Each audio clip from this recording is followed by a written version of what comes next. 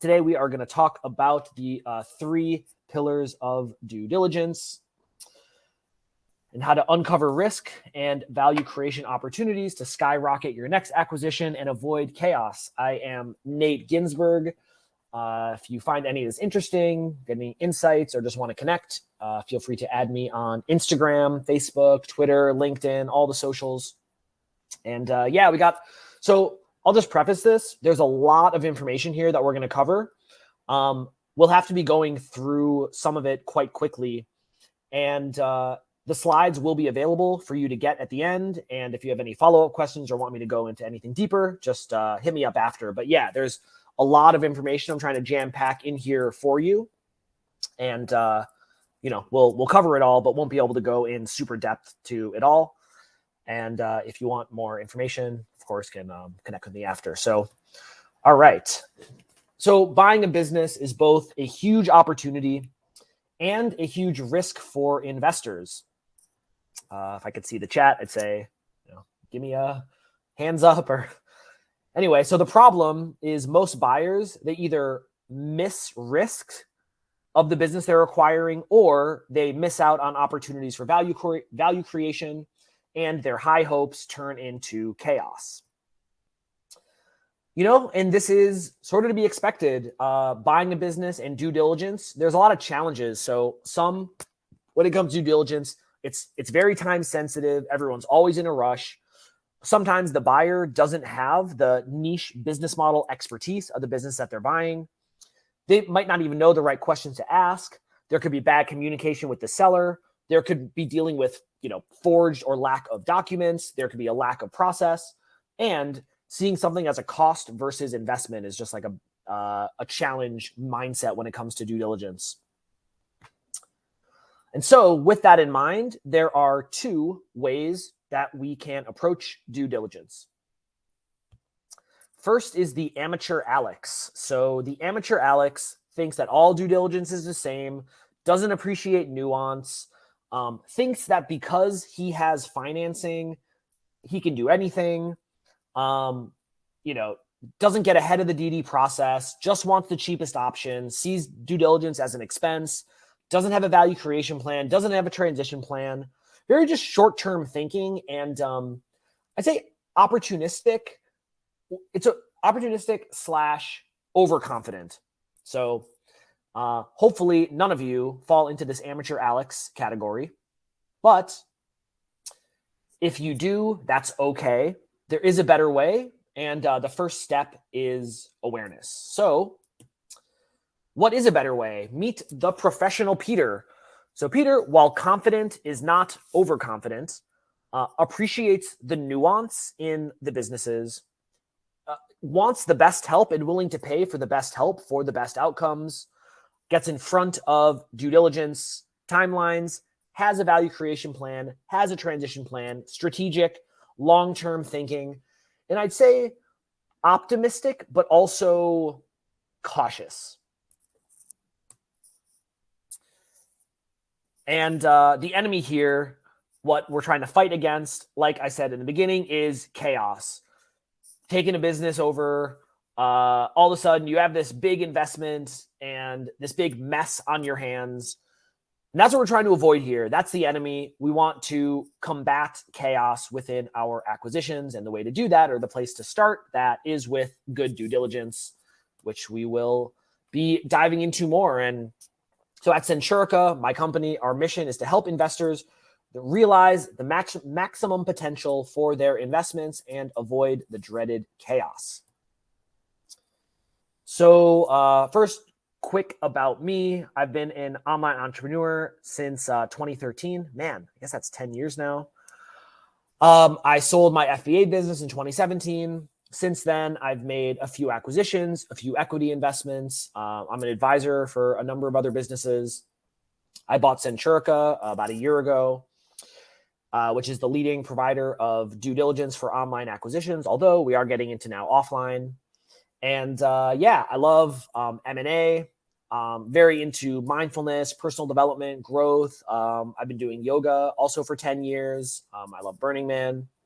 And I love working with entrepreneurs. And so I see this as a cool opportunity to, share my experience and insights to, help yourselves, other entrepreneurs, investors, make better buying decisions. So now let's get into the good stuff. How to go from amateur Alex to professional Peter and crush chaos.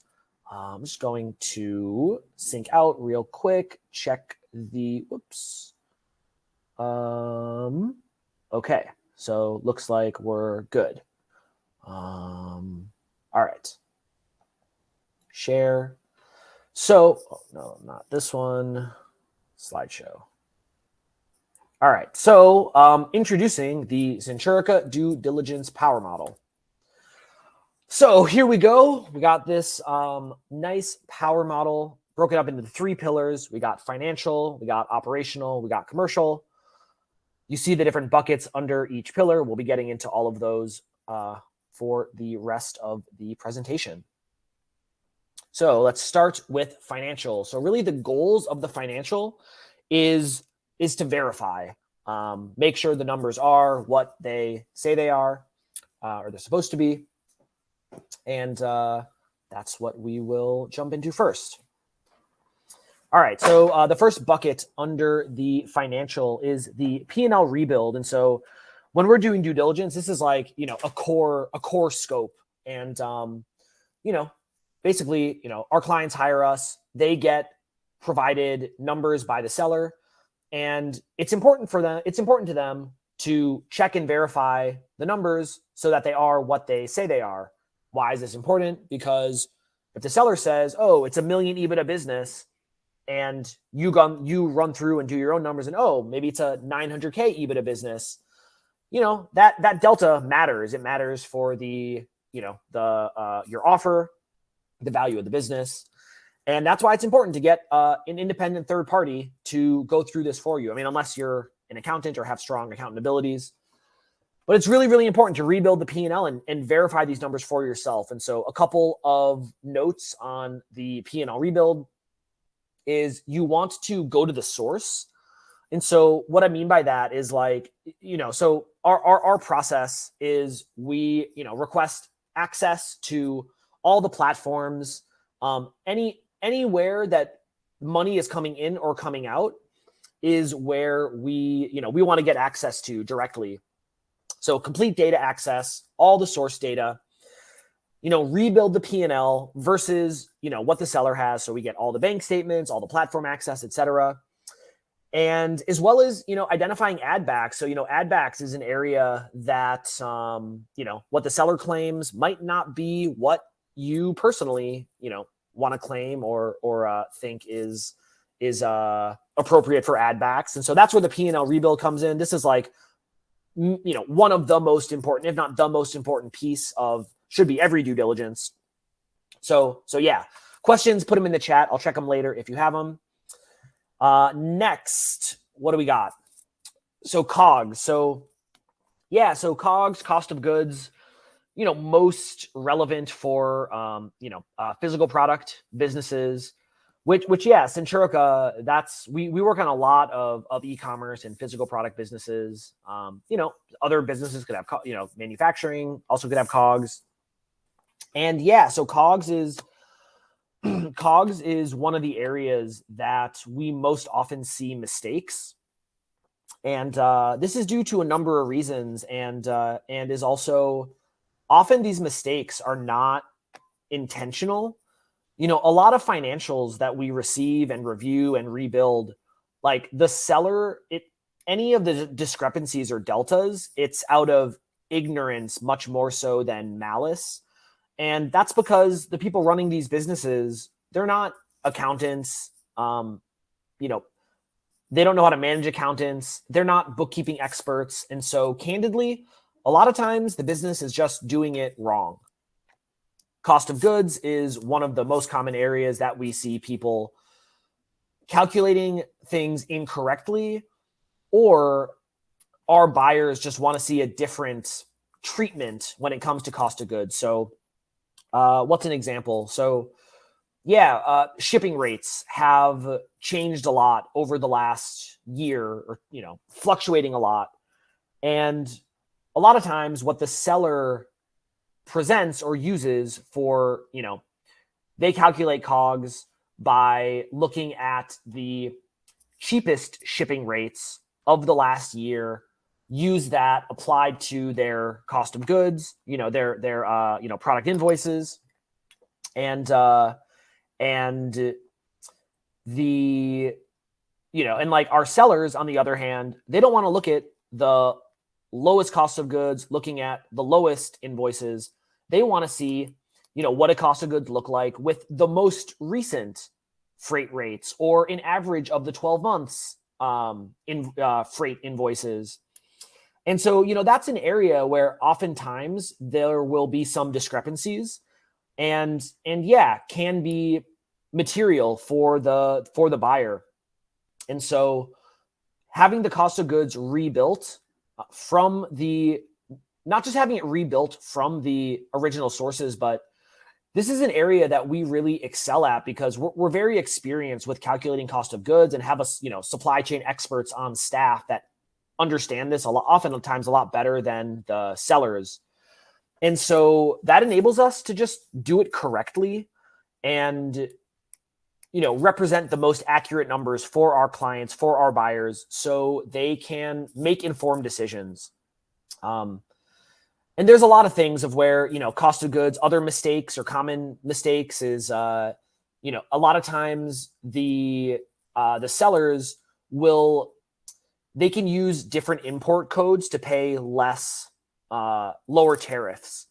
And while that is possible, it's not technically allowed.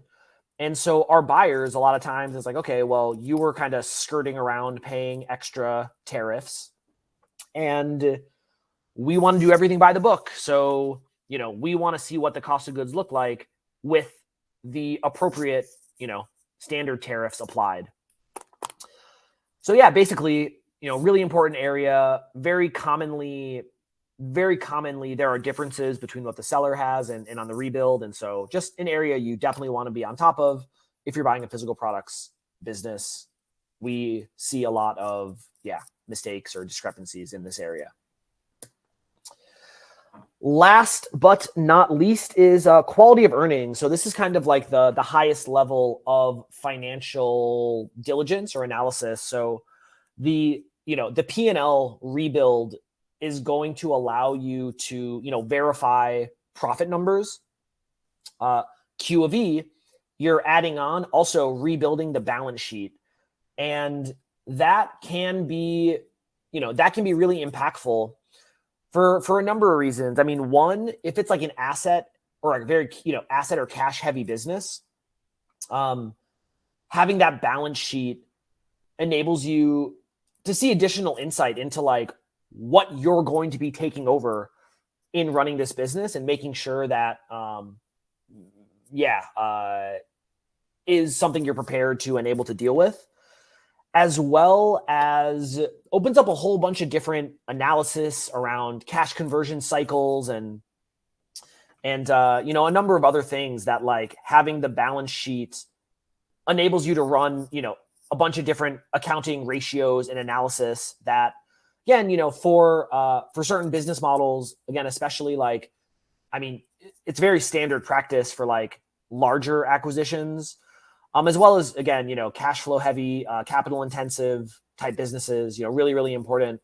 So in our, at Centurica, we do the most quality of earnings are actually required by the lender. And so we work with a number of lenders that, will send us due diligence clients, and the lender will actually be the one that requires their borrower to get a quality of earnings. And so yeah, that's like the highest level of the financial analysis diligence, includes the balance sheet rebuild, opens up additional analysis and ratios and accounting stuff you can run to get a better, deeper sense for the business. So there we go on Q of E. So yeah, some key questions to ask for financial diligence. Is the P&L correct? What and why are discrepancies? Does this affect the price? Is revenue sustainable? Will lenders approve? All right, moving on. We got a quote by Ray Dalio. It says, manage as someone who is designing and operating a machine to achieve the goal. Look down on your machine and yourself within it from the higher level. And so we're talking about business machines. We're talking about operational diligence. So the goals of operational diligence is two. Is one, identifying risk, as well as starting to get a sense for value creation opportunities. So the first part of operational diligence, we're going to talk about transferability. So this is like how able is the business to be, how easily can you take the current business with the current owner and transfer it and take it over as a new buyer. And so just a couple of key things to look at when it comes to transferability.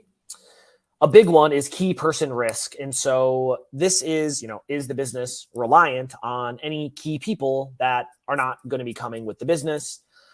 So two areas that this comes up most often is going to be one in operations. So like, is there one of the owners or partners? Do they play a key role in the business delivery that without them is going to cause challenges or cause problems?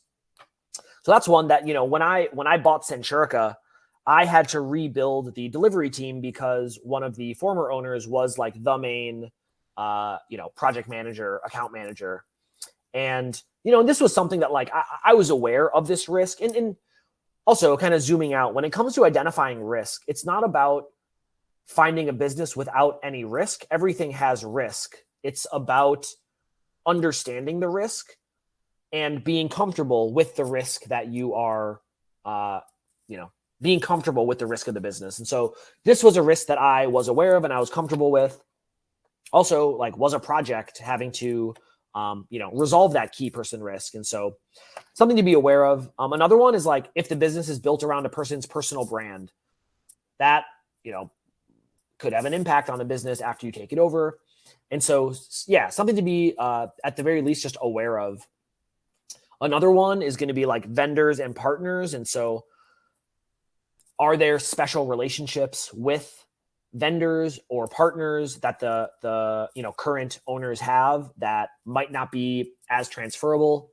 The way to combat that is having really, really solid agreements and contracts in place with those, key vendors and partners so that that the arrangement is going to continue with the new ones, with you as the new owner. Stuff for the team as well. Is the team going to stay? Is the team, where's the team at? Their thoughts coming over with the new owner. And a way to combat that is going to be like HR diligence. And so diving into the team, interviewing the team, there's key person risk with the owners as well as like key people on the team. And, are these key team members going to stay? You can find that out with, HR diligence. And, technical, like, are you able to manage the tech stack? Is there technical debt, et cetera, on the tech side, if you're buying like a software business or the business has tech? In a way to combat this is, technical DD. And so, we work with, tech analysts and that can dive into the tech stack and review code and all that kind of stuff to combat that risk. So I just want to go through some red flags when it comes to operations that you should can look out for. And so these are the most common businesses that we work with.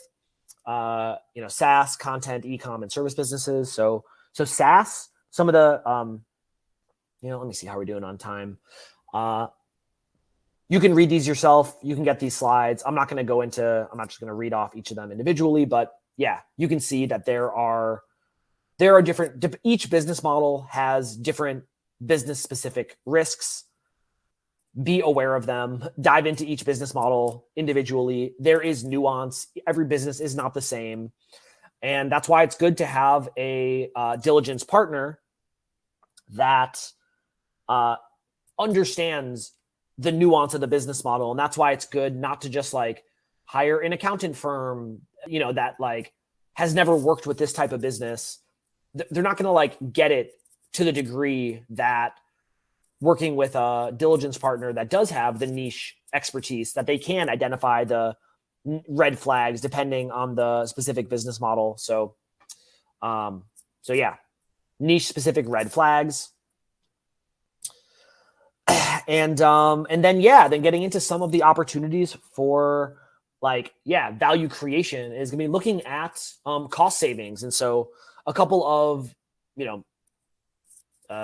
low hanging fruit potentially, or, most easy to identify, next step opportunities.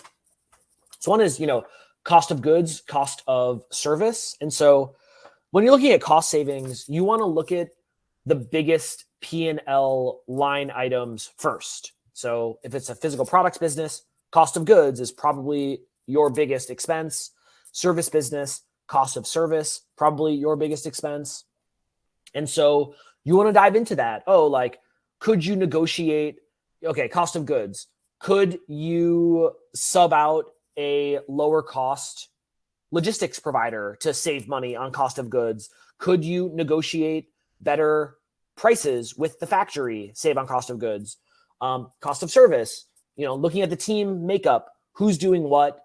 Can you help them do the job faster, reducing cost of service?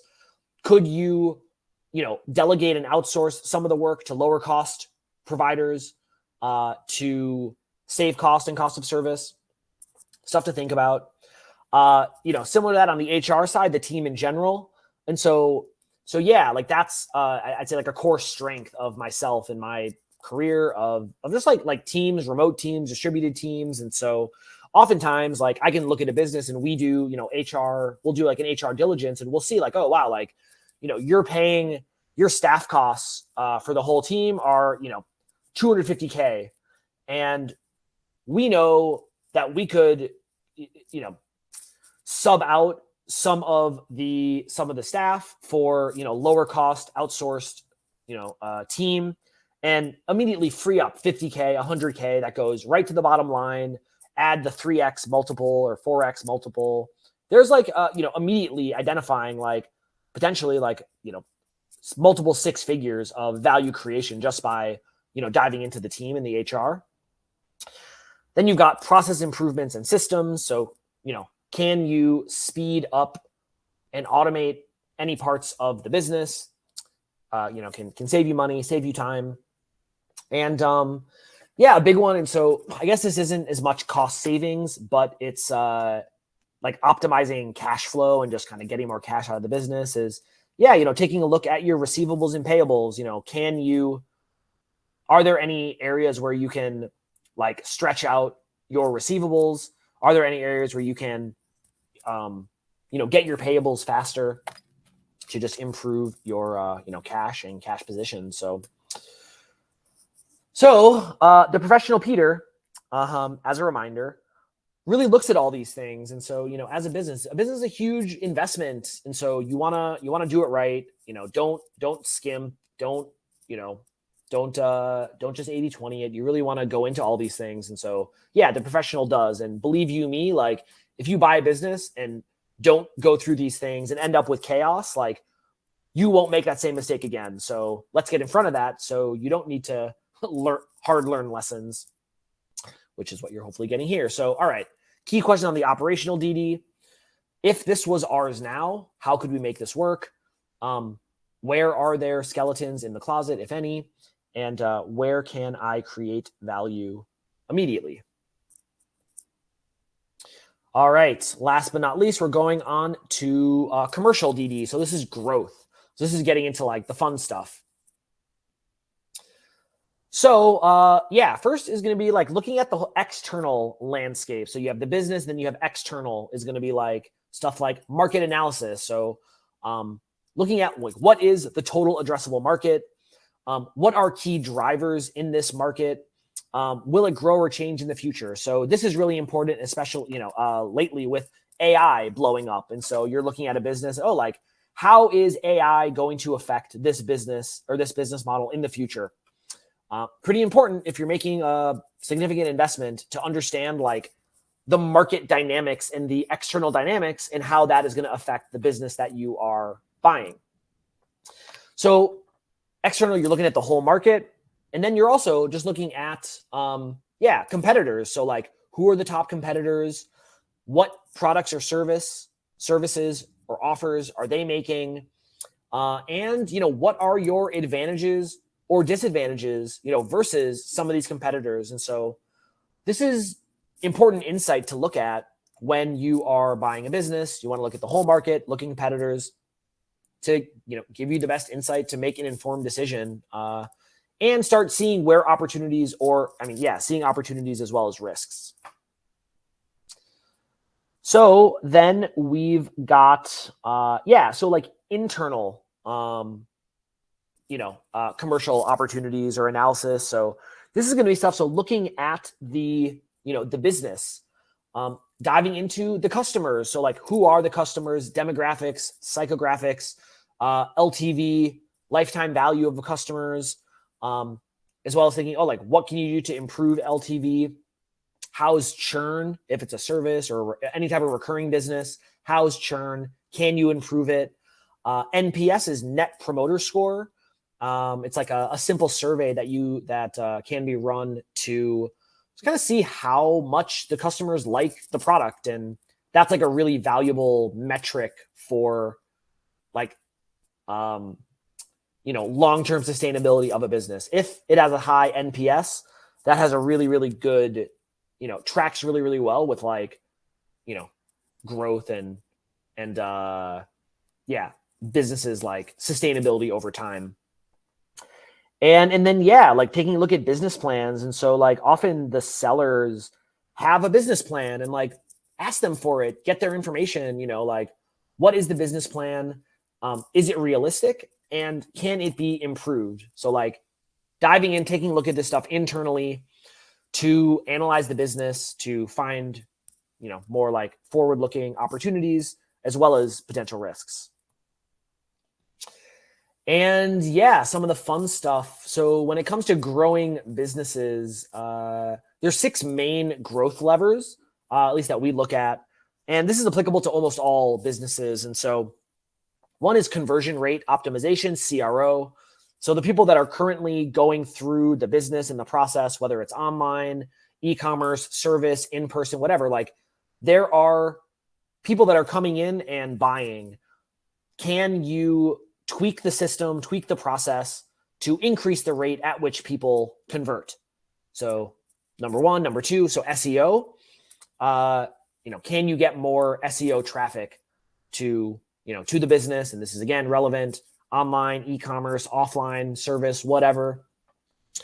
PPC optimization. And so any like paid media, whether it's Google, Facebook, TikTok, whatever, like, are there better, can you, better implement, paid acquisition? Another one is a sales team. So if there is a sales team, can you improve that process, grow that department? If there's not a sales team, could you layer on a sales team?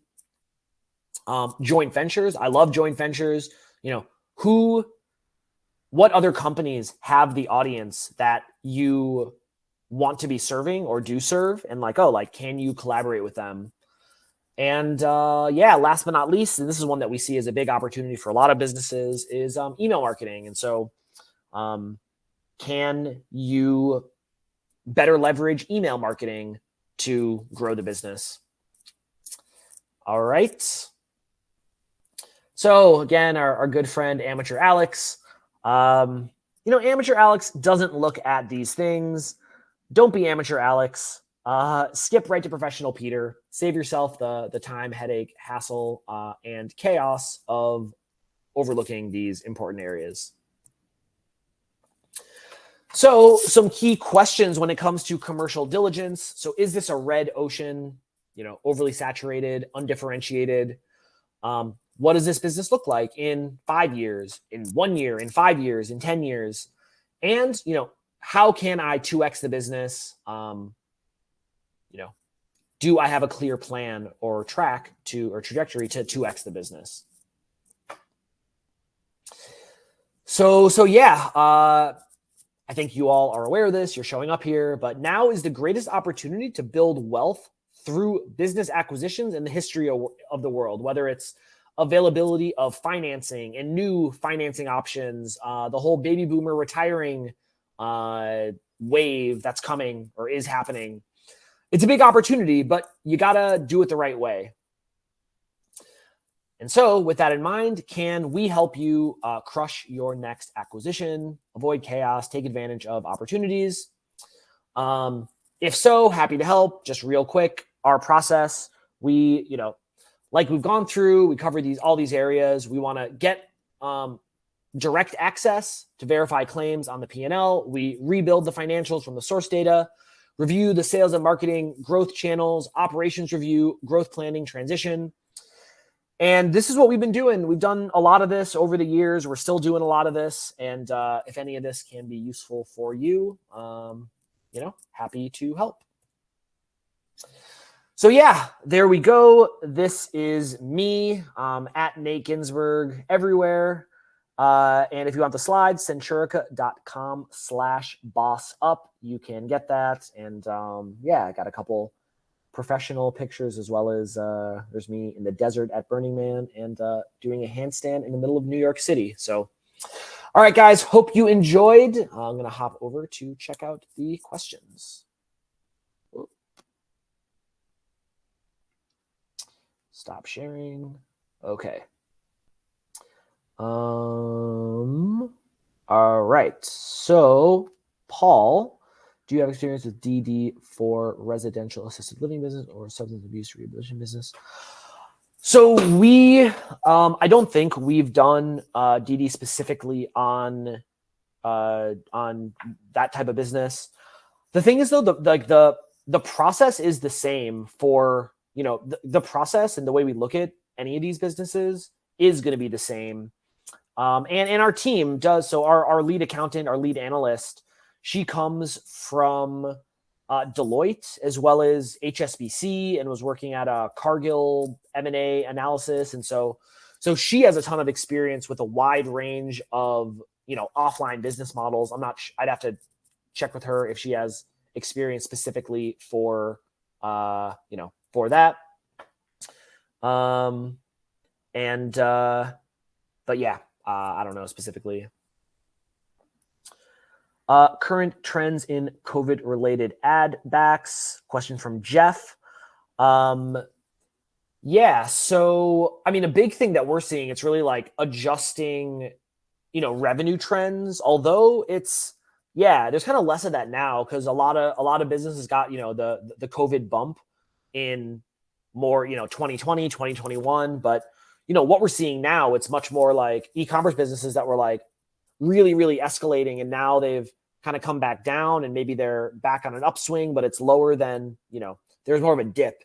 And so, we kind of see that more on revenue trends. Not so much when it comes to like ad backs, I think. Also could, check with my team, Paula on our team. So see the other question. So Paula, she's the one who like the lead analyst at Centurica, our lead ops woman. I can connect you or Paula, Paola at Centurica. And if you CC me, I can have her, respond to any of your questions. DD template or checklist that could be used for initial deal screening. I'm not sure. We might. I'd have to dig around. If you want to shoot me an email, I can, look for one. We do have like a data request sheet that I know that we use that we also share. That's like, a part of the, maybe a part of what you're asking, or maybe that could be useful. And if you want that, just shoot me an email and can check. All right. other questions? Who's got an acquisition they're working on? Anyone? All right. Let's see. Trey, I was told by an accountant in the past that one of the owners that have 50% ownership in a company was not receiving a salary. We asked for W-2s to the owners.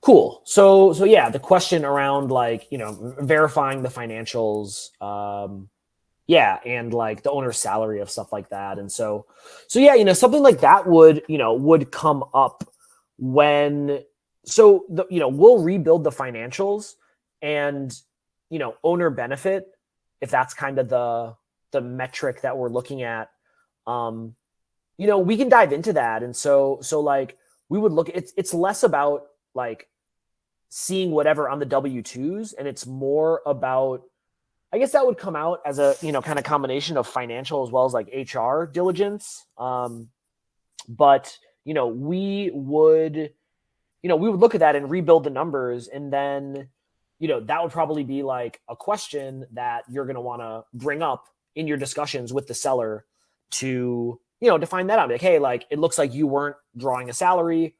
What, and then you would probably want to think like, what's the reasonable cost to replace this person? And so with my acquisition, like I said, I had to rebuild a lot of the ops. And so what we did is, kind of identified what the role is, and then, and what a budget would be to replace them. And like, this was, like, discussions with the sellers and coming to an agreement with the sellers around this. And like, if you think they're hiding something ever, like that's a huge red flag. So hopefully they're being transparent. Hopefully they're being candid. And, and if they're not, or you don't think they are, then that's, probably a red flag.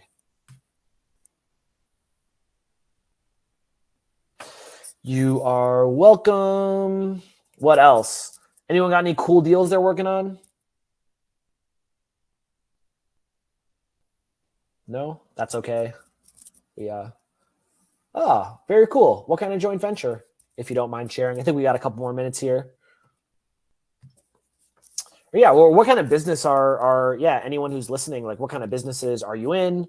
Online, offline, substance abuse recovery, and I see. Well, I mean, I wouldn't say that I'm an expert in either of those industries, but from my understanding, I think those are both, like, recession resistant industries. And, I understand that like the assisted living is like a really growing sector.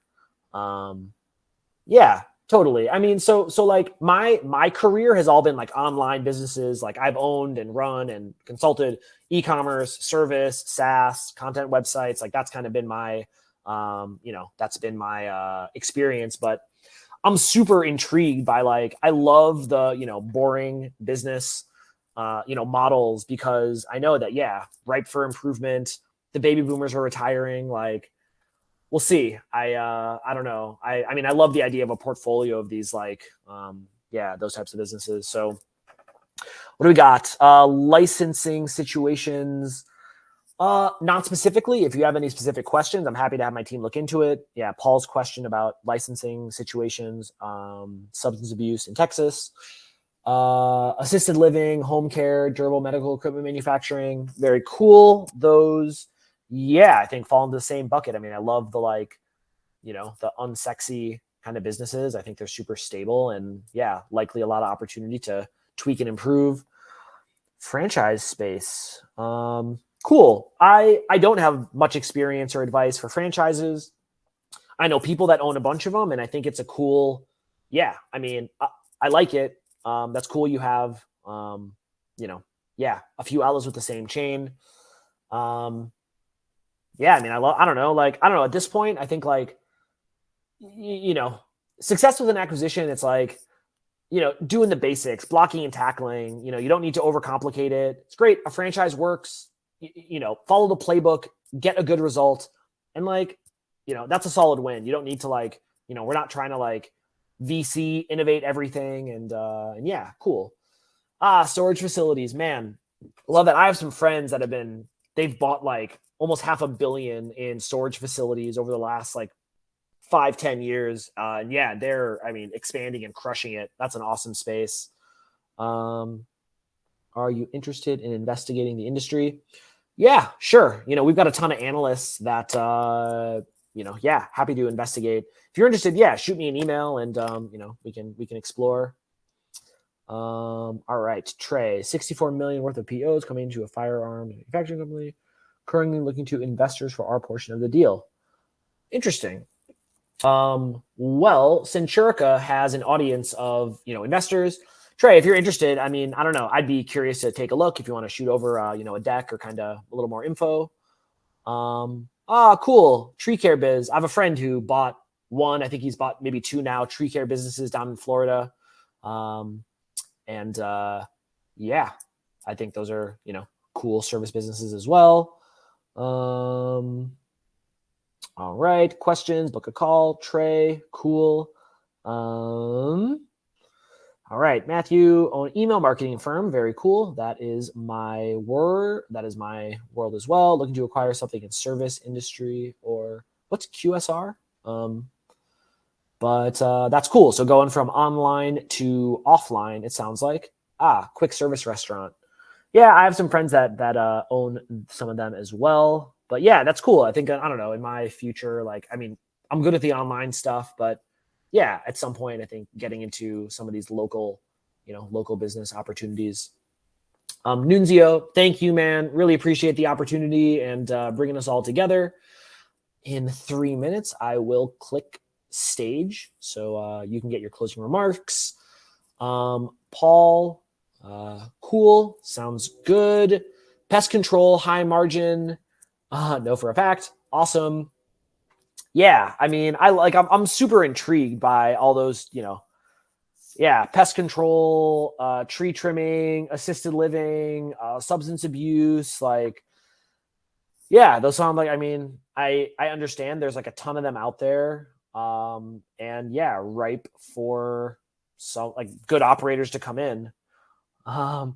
Yeah, agreed. Some of the weirdest industries have super high margins. Good. Let's find those and acquire into them. I think is a good opportunity. Cool. Let's see what else. We got a couple more minutes.